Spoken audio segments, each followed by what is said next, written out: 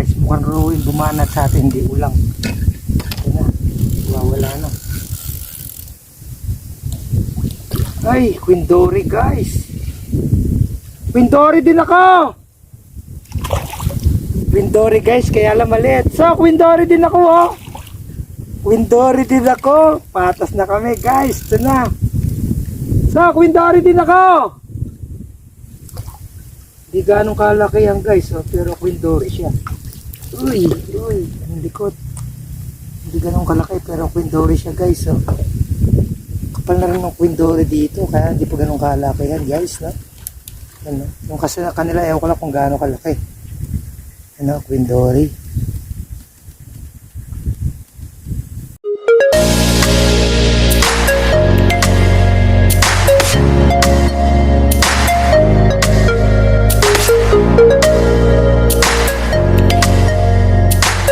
Mga katoto, no? Lumipat tayo ng spot at medyo matumal na dyan sa natin pinuwestuhan, no? Yun, dito tayo uli sa malilim, no? Sa ating mga yate, kung saan meron tayong mga ari-ari ang mga yate, anak ng yate. Bisita natin ay doon sa kabila, no? Kasama si Kananay Betchay TV at nakasakutin na siya ng isang Queen Dory. So may Queen Dory din sa lugar na to, no, mga katoto. Swertihan din na nakapagpawala na ng dalag, no?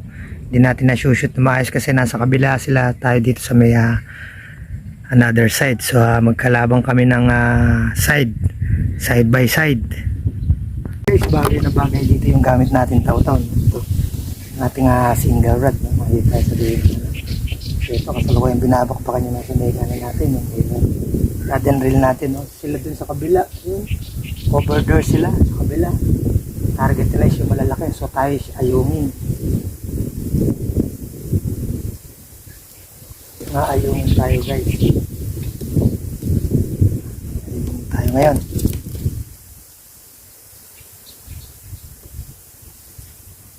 Sa lugar na to guys, maraming mga ayungin. Mga ganito maliliit, wala nang naman, no? Pili tayo na magdaspang. Bilis lang guys. Tilapia. Wala na natin ito guys. Alis ka lumaki.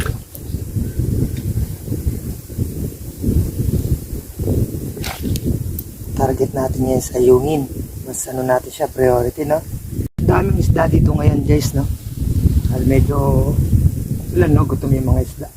So dalawang klase pamayan gamit natin. So kung mo target natin dito sa lugar natin yung ayungin, nagreserva tayo ng pamain na pang ayungin, yung mga tebolats sila, no? Ayungin natin.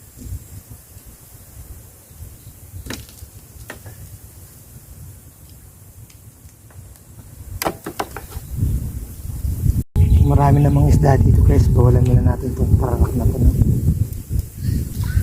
Pili na lang tayo ng medyo malalaking karpa.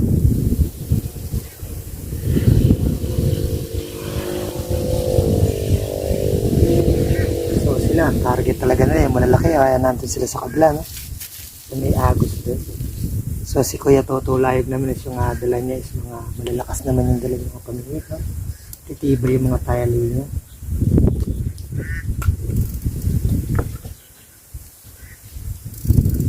Kaya makapag-ahon ng malalaki yun, kaso wala kami nadalang panalok, no? Ayun, pinapagod muna nila. Naman ang technique to, no? Sikreto para may ahon mo ang malaki. So dito sa may pwesto natin dito, mga katoto, medyo alanganin tayo, no? Ang dami mga water lily, pwedeng pagsuotan ng malaki, kaya hindi muna tayo mananalangin para sa malaki. Tama naman tayo sa ayungin tsaka mga karpang alanganin, no? Super enjoy nga yung ating bisita, no? From Novaliches, kasi first time niya makahuli ng Pindoy, no, mga katoto. Doon sila sa may maluwag. Malinis yung part na yun doon, kaya pwede nilang pagurin, no? Doon sila sa kabila na yun, doon. Dala silang payong doon. Tuwa kasi yung ating pinsan si Alvin Pacheco sa panguhuli nito mga ayong nito, ng mga katoto. Favorite nila to. So kung bumili nga daw sila sa Pasig, ito is 400, yung maliliit lang, no? So pag dating nila dito, yung malalaki na huli natin, yung ating 3 finger, tuwa sila. So So yung nabibili nila sa Pasig, yung ganito lang yung size, no? Yung pinawawalan natin, no? At dito pag nandito sabi na, huwag mong pawalan, mahal yan. Pero lalaki pa to. Small is small, kaya ngayon sa kanila doon. Sa atin, very big. Kaya lang sa lugar na to mga katoto, huwag mong ina-expect na ayungin lang ang mapapakagat mo. So may malalaking isda dito. Muntik na kami nga mawalan na isang pamingwit dito ni Otol nung last time na puti maraming bangka dito, no? Tapos merong sagwan, no? Yan, nahabol natin doon sa malayo na sa kabila. Pasuot pa doon sa may water lily, no? Hindi na lang merong sagwan. Hindi tayo guys, no? Kaya sumabi ko sa may water lily. Bas ka. Ayan, roho. Ayan, roho guys, no? Langanin siya. Ulam na natin. Lakayin natin siya. Maliliit ako para sa nauuli natin sa may ano. Yaman na natin siya lumaki. Uwi naman siya guys. Kung ating nasa may masa. Pararak.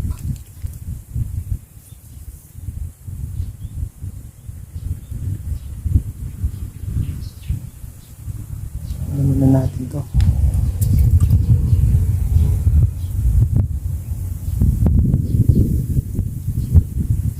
Target kasi natin sa ayungin, no guys. Kaya yung carp na malaki.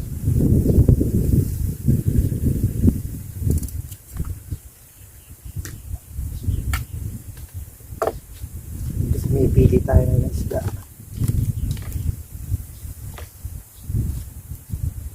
Over there sa malayo, mukhang nakadali na naman sila ng malaki. Yun, pinagtutulungan ng tatlo.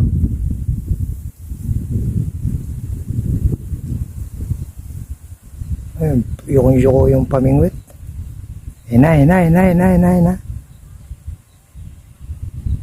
Guys, Queen Dory guys!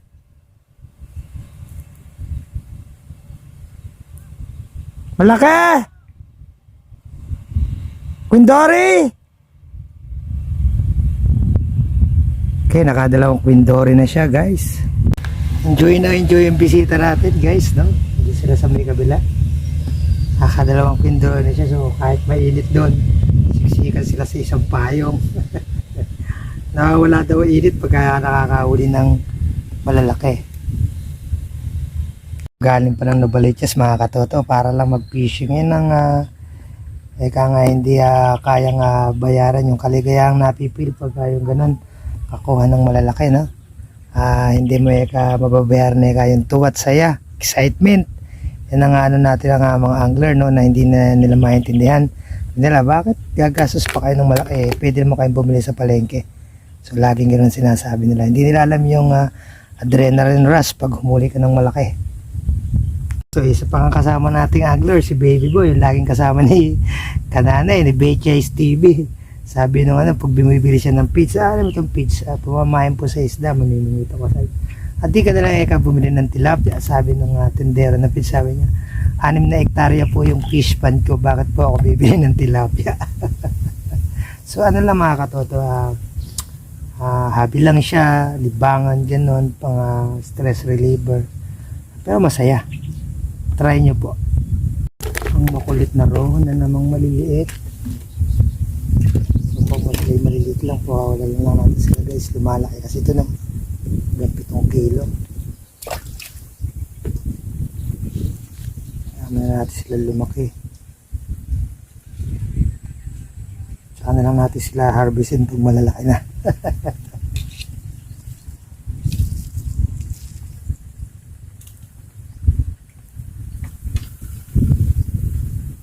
Sarap lang tayo ng bangkan. Sa mga karpa. Ito lang tayo, sandangkal mula sa bangka. Sarap pa tayo guys. Mukhang may napakagat tayong ulang. Yung pamingwit natin, yung yuko lang.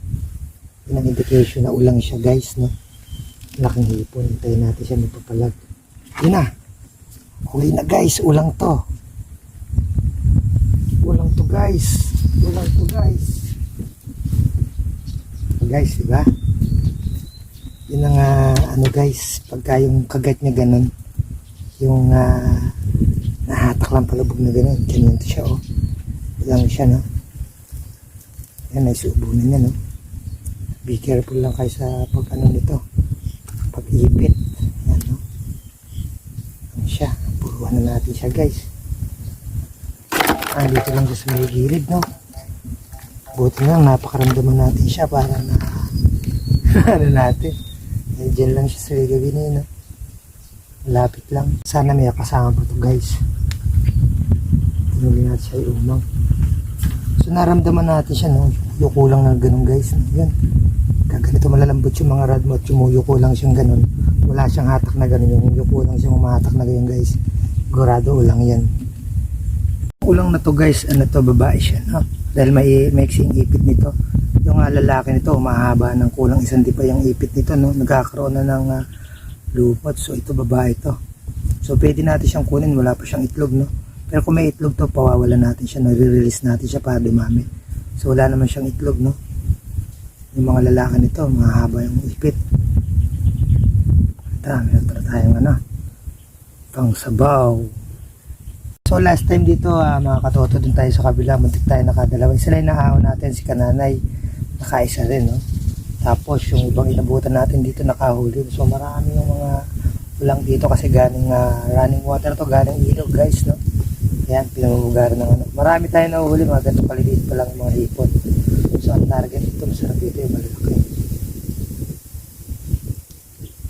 So titingnan mo lang yung dating ng rod mo. Kailangan malambot lang yung rod mga katoto para sasama lang siyang yuyukong gano'n. Ito may nagpaparamdam na naman na ulang no. Kaya lang biniglaan niya ako no. Wala yung lumayo yung bangka no. Wala tayong pag-istanan. So yung biglang hatak niya, hindi siya natagaan no. So ito i-hunting natin guys. Madali sana natin itong pangalawa na to.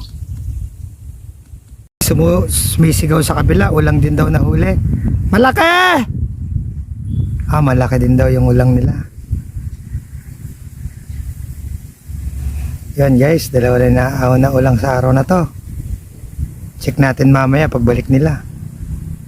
Yun, si Kananay, tsaka si Kuya Toto Layo. So kailangan nga dito sa lugar na to mga katoto, braided yung line na gamit mo no. Kasi yun, makunat yun itong mga tansi kasi natin o yung nylon natin. Pagka yan pumasok sa loob ng bibig ng ulang, napuputol nila, napakatalas ng kanilang mga ngipin no. Mas maganda dito yung braided line. Tsura guys oh, para din siyang ano, yung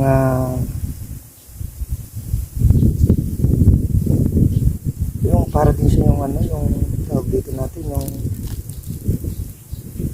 sa ilog na ano. Tatlo din ang tibo niya. Parang kanduli pala itong ano na ito. Kanduli na ito sa pagkain. Pagkain ko laking kalaki no. Check guys no. Pintori. So, imagine mo, worth 10 kilos siya guys. Hindi kakayanin ng ating ultra mega light. So ang gamit lang natin itong ultra light natin no, para dun sa ulang. Pero bumanda siya pintori. So inatak ito, matik lang lumayo ng gusto. Yan na, inaabot pa natin. Try natin sa ulang. Sa ulang ang hinahanting natin, pintori bumanat. So buti lang, nasa tabi lang natin yung binuwit natin mga katoto. Kundi goodbye Philippines na naman. Ha? Back in action. Unexpected talaga sa pamimungwit no mga katoto. So ang tinatarget natin is ayungin. Kalahin mo ang nahuli natin is ulang at saka kwintori. So yung mismong main target nating ayungin, napalitan ng ulang at saka kwintori. So nag-match na kami to sa may kabila. Si Manto, kwintori din saka ulang. So patas ang laban lang, nandun sila sa kabila. So ang alamang lang natin, nasa malilim tayo. Kapal na mga tilapia, kaya lang mawawalan natin sila. Doon maliit. So maliliit pa lang sila guys. Mawawalan muna natin para lumaki. Para natin sila harvestin. Okay, go to your mama. Kapatid yun, mukhang kambal. Darating yung panahon dito mga katoto, itong mga pindori na to, abutin na to ng 10 kilos, 8 kilos to, no? So ang kailangan dito yung pamingwit ni Utol, yung malalaki. So itong ultralight natin ito, kakawawain to. Paghahandaan natin sila balang araw. Siguro mga 1 year pa to. Malalaki na itong mga pindori dito. At ito naman guys, ang Super Ayumi.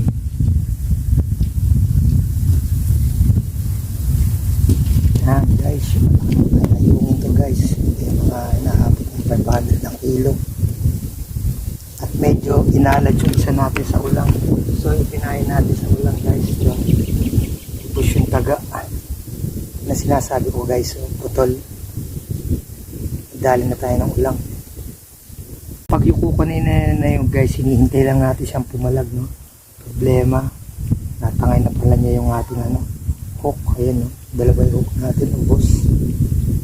Naputol niya. Kaya matalim kasi ngipin nun, mga katoto. Kailangan talaga dito guys, ang gamit mong line is braided, no? Para hindi siya napuputol. So ang gamit lang natin siya tansilang, no? Nylon. Yan, putol. This time guys, paghahandaan natin sila, no? Gamit tayo ng mga braided line doon sa ating secondary line. Yung pinagkakabitan ng mga tansi natin, braided ang ikakabit natin, no? So meron naman tayong spider web doon sa bahay, kaya lang kung huhulihin lang natin, target natin sa ayungin na yun, napiktima tayo. Sayang, masakit pa nito, wala tayo nung makulat na pamain, no, para paghatak niya. So gamit lang natin yung tablets galing sa kanal at saka masa, no? So maganda yun, may makunat tayo.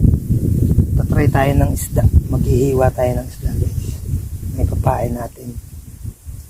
Kakagulo sila doon sa kabila guys, mukhang panay ang huli doon. Kaya binanato naman ng maliit na roho.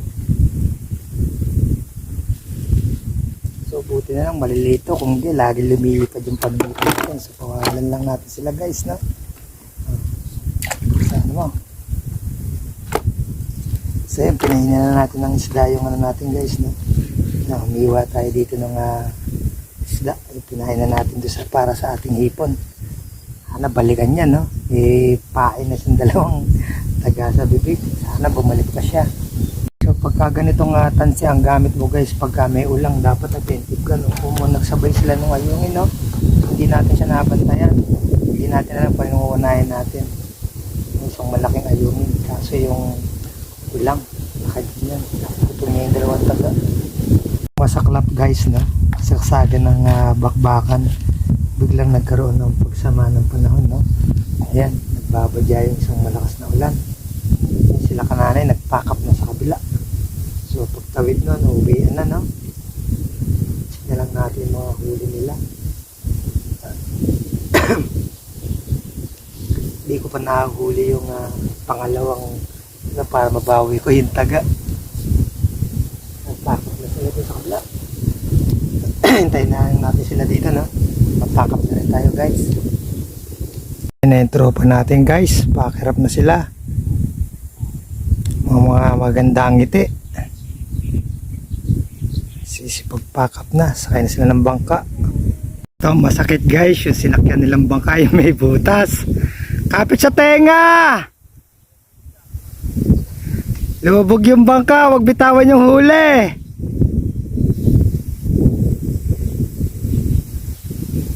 Hintay lang natin sila sumadsa dito guys, no? Tingnan natin huli nila. Panayan sigawan nila kanina sa kabila. Linili, kakaroon ng kaguluhan, nawawala ang sakit ng rayuma pagka sa pamimingwit. Okay, huli check tayo. Mukhang paldo yung tatlo. Mula sa basket. Kung hindi naman kayo namingwit, mukhang nag-picnic kayo. Ito, mahal ka na. Hindi na kaya ng tuhod. Pero kaninang nakikipagbakbakan sa malalaki, bali wala. Nakagamot talaga ng sakit sa tuhod yan. Ay. Ay, mukhang mamuno-muno yung nila. Lalagyan. Uli check natin sila. Wow, sulit. Laki ng roho niya. Mas malaki yung ano ko. Quindori ko sa'yo. Ay, cream dory mo. Ayun, tapos isang ulang din, no? Ayan, no? Isang ulang. Wow! Akin na lang yung sasabawan ko. Ayan, tirahin mo na. Naarbat ni Kanana yung ating Quindori, no? Cream. Okay, pakarap na everybody. Boss, baka meron kang gustong batiin yung girlfriend mo. Ivana Alawis. Patay tayo dyan. Sa Kay atin Brad ang- JJ yung Ivana Alawis. And guys, sumunod yung katoto sa kuragi nyo, pero hindi na po sa Kasama tumuwi. natin yan, Dito lang siya sa bangkang lagi. So that's it muna po tayo for today mga katoto. Maraming salamat po sa mga silent viewers natin. At sa patuloy nyo pong pagsuporta sa ating fishing vlog, no? So tulad ng nasasabi ko, no, yung pamimingwit is nakakapagpagaling. Nakakapagpagaling ng sakit ng tuhod. Mang Toto, way back from the Baliches. Mang To, wala akong gustong batiin. Yung family mo dyan. Yung mahal kong asawa. Yan. Love you. Ingat Oo. lagi. Nawala na naman po ang kanyang sakit sa tuhod. So that's it muna po tayo for today mga katoto. Kita-kita po tayo muli sa another susunod nating fishing adventure together with Kananay po, Betchay TV, ang reyna ng sapa. Hanggang sa muli po. At ang ating brother Brad. Hindi ako Ayan. nakasama. Hanggang sa muli po. Paalam.